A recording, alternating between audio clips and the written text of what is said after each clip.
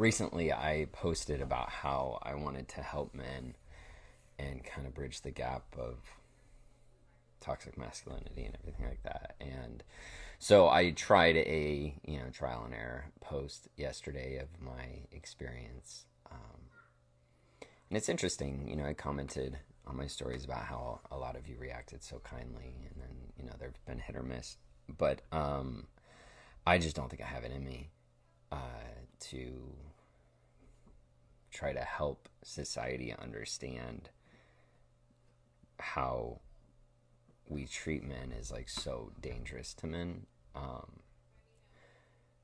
because nobody told me how lonely being a man is, and then to have all these comments about and to have all these comments about justifying the coldness to men, which is valid,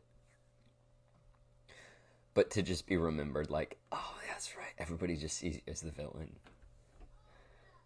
But to have known, and I think a lot of trans men feel this, is we knew what depth felt like before we transitioned. We knew what it felt like to have people want to hug us and to have people want to talk to us and to have a community. And then you transition and you're just a guy walking down the street that people cross the street so that they're not near you. And friendships are so much harder to build. And people are colder and more detached. And I just don't think I have it in me to try to continuously be vulnerable on this topic, because it's so long story short.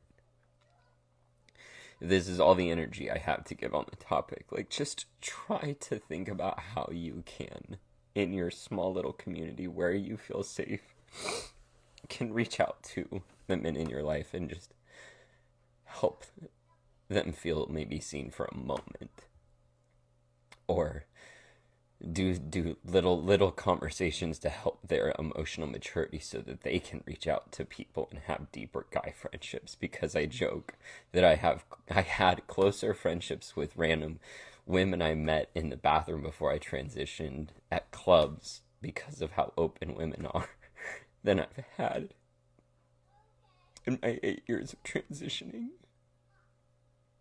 Because women are just so much more vulnerable and deep than men. And what's hard is none of this invalidates how real and raw women and people who are in marginalized groups feel about cis white men. All of that's valid. But I also now understand why the suicide rate is so much higher in men. Because this shit is lonely. And I'm an emotionally mature man. I know how to build friendships, and it is still really, really hard. And then you add in all of the things that make it more complicated, and interests, and not drinking, or being vegan, or being trans, or whatever, and oh my gosh, it is lonely.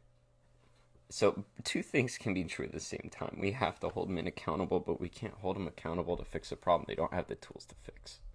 So if you've gotten this far, thank you.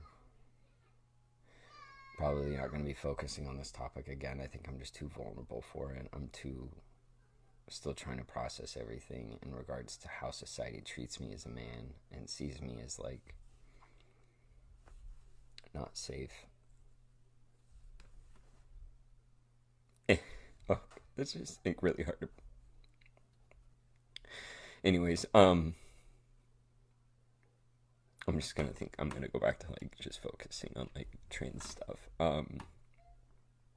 But I appreciate everybody who stayed on and all of your kindness, and I'm gonna keep doing my best that I can to bring awareness in ways that are okay for me. So I love and appreciate all of you, and I guess I have to remind myself to take a deep breath